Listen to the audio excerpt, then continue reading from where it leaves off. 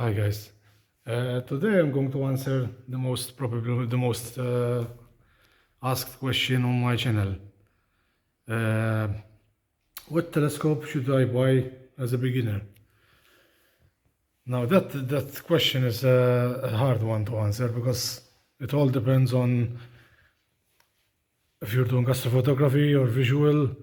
The answer varies a lot. So here I have three different types of telescopes in front of me. This is as known the Newtonian type. This mount is a Dobsonian. As you can see, it goes up and down, left and right. This is what I consider the best beginner telescope for visual. Now for photography it's good as well, but you need to be a bit experienced, and you need wide sensor cameras because these telescopes normally have much longer focal lengths. Focal length is how much zoomed in the image is. So if you use a small sensor camera, the image will be zoomed in a lot and it will be very hard to find an object in the night sky. This one is not as much zoomed in, but it only has 750 millimeters focal length. But some of these are 1200 or more focal length.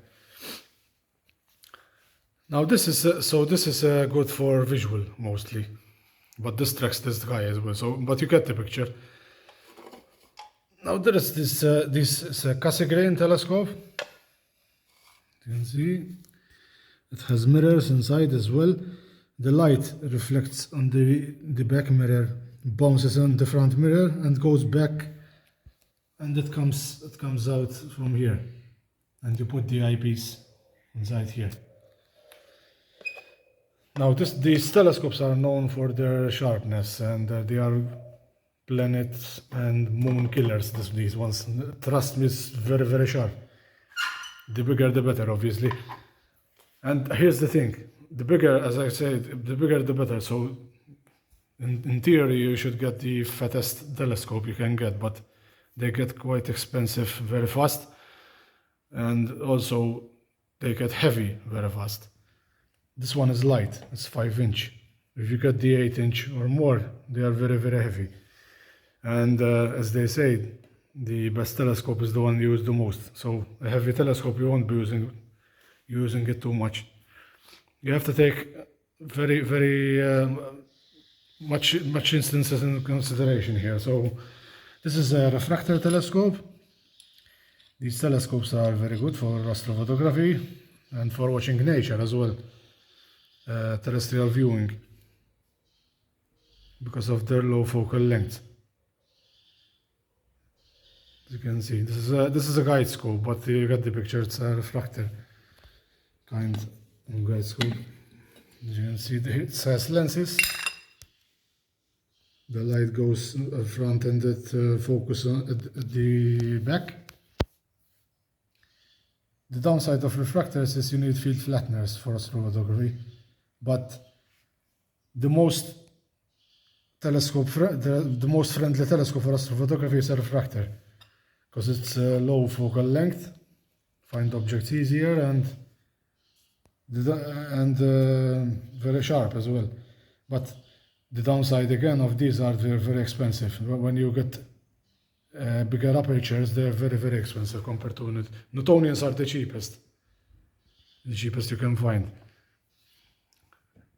So basically, what I recommend is for visual, you use a Dobsonian mount, like this 6-inch minimum. It doesn't have to be this one, but there are more Dobsonians, and 10-inch if you can afford it and afford the price. This is good for planets. If you are looking to go to watch planets mostly and that stuff, you know, this is a good one.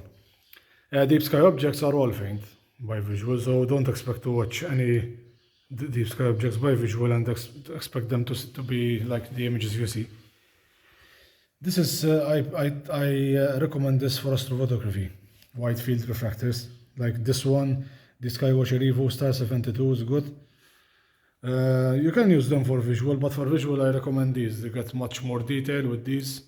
I have watched the moon from different telescopes. From Dobsonians it looks the best, and from the Cassegrains as well. There is another one called the Makostov telescope. It is like kind of this one, but it doesn't have a secondary, I believe. Or it may have a secondary, I'm not sure, but it is kind of concave, the glass in front. I never had one of those, but they say they are good as well. But again, they're expensive. Newtonians, the downside is you have to collimate, even Cassegrains. Refractors don't need collimation. You need to collimate here. I have a video on my channel how to collimate, but it's not difficult, but once you get used to it, you will do it in 1 minute or 2 minutes. But that is a thing to consider. So if you are a visual astronomer, as I said, I recommend a Dobsonian, the fattest you can find. But remember, deep sky objects will be faint, no matter what you do. Dark skies are your friend for deep sky objects. But for the moon and planets, the light pollution won't affect you, so a 10-inch is preferable, or even 12-inch, but they get very, very expensive very fast, trust me. And normally, here's the guide scope here, but this one obviously needs a mount because it's just a tube. This is the Skywatcher Virtuoso GTI. It's a good telescope for me. It has an issue where it drifts, but it can easily be corrected with a realignment. But for just visual, you don't need a motorized platform. You can use a manual telescope, and you can use an equatorial mount as well. But for visual, an Altus mount is fine, and this is very cheaper than an equatorial mount. And so, as I said, for visual, stick to Dobsonians. Skywatcher makes some great Dobsonians, and this one for planets, the most. It's good for deep sky, but deep sky is a whole different topic. But you need cameras, and you need a lot of expensive stuff. So in this video, I'm mainly focusing on visual. And this one is for astrophotography and for terrestrial viewing, because it has a low focus, and even plane viewing. It's good for plane viewing as well, because you can watch at the back. For the Newtonian is not good for that good for terrestrial viewing, because you must watch through this, and the image will be inverted, not the correct side. And so that's it. I hope this helps you, and will help you choose a telescope. Some telescopes I recommend are the Skywatcher 150p Dobsonian. It's a big one. I had it. It's amazing for the moon. It's very sharp. And I had the Celestron Nexstar 5 SLT mount as well. I sold it and kept the tube. It's very good as well. But the downside of that mount is that you cannot use it manually. You can only use it automatically. So this one you can use it manually as well if you want to consider this, the Skywatcher Virtuoso GTI. You can use it in manual mode as well. So like this, it's manually. I don't need a motorized. Don't mind this. This is only a shield. This is only for when I do astrophotography. Light doesn't get into the tube. And that's it basically. Let me know what you think in the comments, and like, share, and subscribe to help me increase my reach more. Thank you very much.